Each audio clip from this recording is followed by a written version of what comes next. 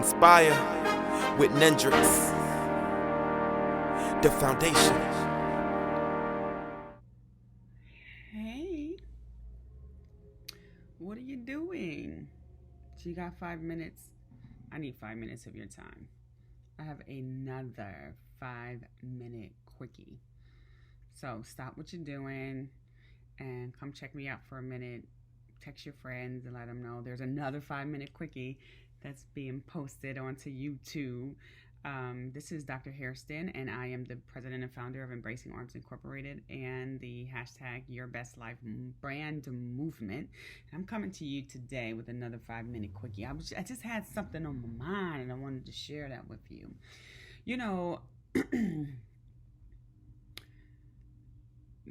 we are going through some stuff right now.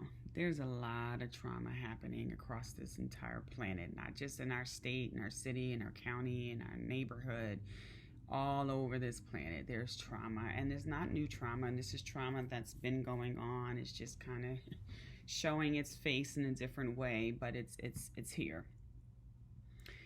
And some people are taking this thing harder than others. Some people, it's very personal, and it's damaging, and it's impacting their family dynamic in a different way. And you may have some friends that just really need to talk and not necessarily be talked at. And they just need to talk and vent and not necessarily need you to try to solve their problem. I remember years ago, my son's 29 now. Wow, 29.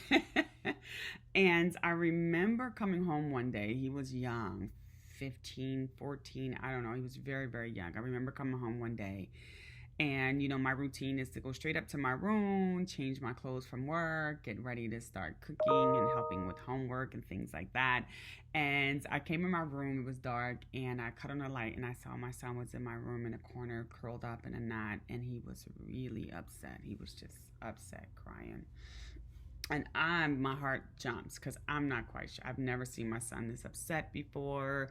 And he was upset, and I was really trying to figure out how to fix this problem. I was like, who did it? I'm about to put my clothes back on. We about to go find these people. Who did this to my child? And he couldn't really talk about it. He just was really upset, and I realized at that moment that maybe he doesn't need me to talk about it.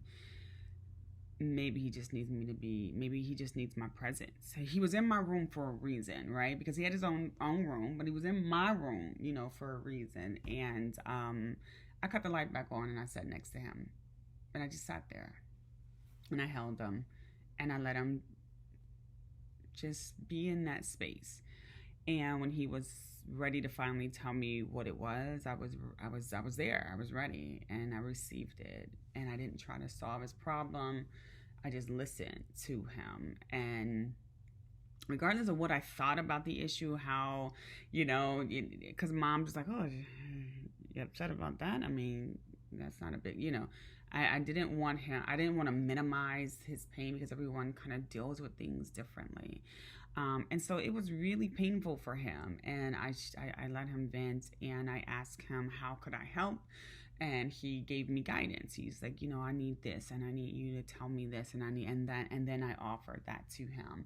And I kept checking on him afterwards just to make sure he was good, any other questions. And sometimes a little subliminal, I would just leave information around, or just, in some general conversation with other people, I might bring it up because I know that he's listening. Not bring up his issue, but, talk about issues that was related to something that he had went through. And I share all that information to say that you may have some friends and family members that are dealing with this trauma in a different way, right? You may be more resilient, and you're getting through it, and it's not bothering you as much, but there may be the person on your right and your left that's not dealing with it in the same way, and they're hurting, and they're not looking for you to solve their problem. They may just need someone to listen to. Listen to them. Because their feelings and the hurt that they have around these issues that are happening across this globe is real. Listen to them. Sometimes people just want to be listened to. They don't want you to fix their problem and try to resolve their issues, because it becomes more frustrating. Especially if you're coming from a space where you haven't experienced whatever that trauma is that they're experiencing, or you're just being insensitive. So be careful, pay attention, listen to the voices of those who are in pain, and just be present. And don't try to fix the problem. Your presence will go a long, long, long way. All right? That was my 5-minute quickie. Reach out to someone in the community and embrace them, because they're waiting on you. Go back to whatever you were doing and live your absolute best life. The foundation. My Lacansa boy, this is my residence. My prescription boy, this is my medicine. The world can be sickening, living in house resemblance. Not to mention the media's effort to keep us in the most simplistic state of mind. Lowest age bracket committing the highest rate of crime.